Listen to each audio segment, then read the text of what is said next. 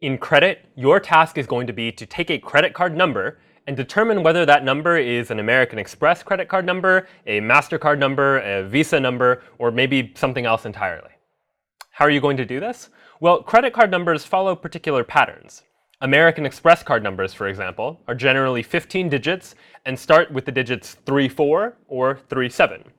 MasterCard numbers will usually have 16 digits and often start with 51, 52, 53, 54, or 55.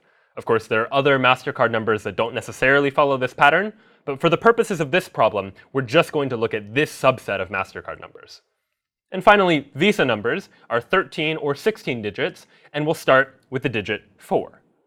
But not every sequence of 13 digits that starts with the digit 4 is necessarily a Visa card number. Every valid credit card number also satisfies a checksum, a relationship between the digits of that credit card number that determine whether that particular sequence of numbers is a valid credit card number or not. How does this checksum algorithm work? Well, it works as follows. We first multiply every other digit of the credit card number by 2, starting with the second to last digit. Then we add those product's digits together to get a number, and we add that number to the sum of all the digits that we didn't multiply by 2. If we take that final result and the last digit is 0, then the credit card number is valid, and if it's not, then it's invalid. Let's take a look at an example to see this algorithm in practice. Here's an example of a credit card number. The first thing we're going to do is take every other digit starting with the second to last digit. So we're looking at the 1, the 0, the 0, the 0, the 0, the 6, the 0, and the 4.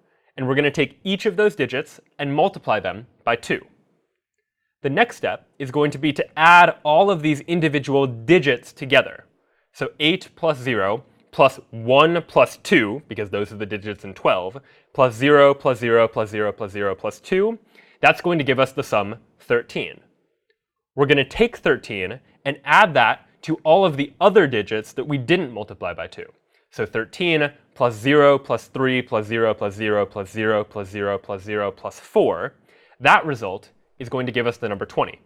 This is our final result. The last digit is 0, so this credit card number satisfies the checksum. It could be a valid credit card number. So one of your tasks in this problem is going to be, given the credit card number, figure out if it satisfies the checksum or not. And to do that, you're going to need to take a big number and get at the individual digits of the number. But how do we get the digits of the number?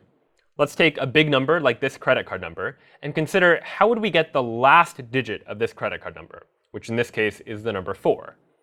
Well, notice that if you take any big number and take the remainder when you divide it by 10, what you get is the rightmost digit. If we take this big number, divide it by 10, and take the remainder is 4, the last digit. And in code, we have the modulo operator that gets us the remainder when we divide it by something. So if we take this big number and take it modulo 10, that will give us the remainder when we take this number and divide it by 10, which in this case is 4. So this gives us a way of taking a big number and figuring out what the last digit is.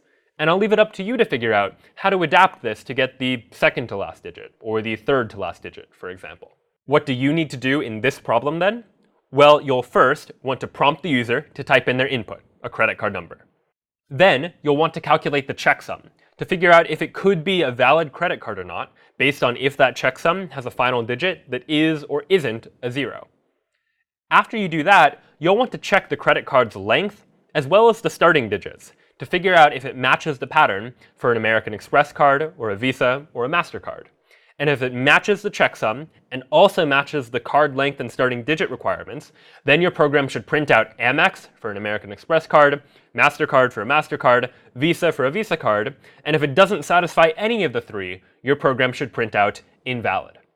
After you do that, you should be able to test your program on some sample valid and invalid credit card numbers and make sure that you get the right result.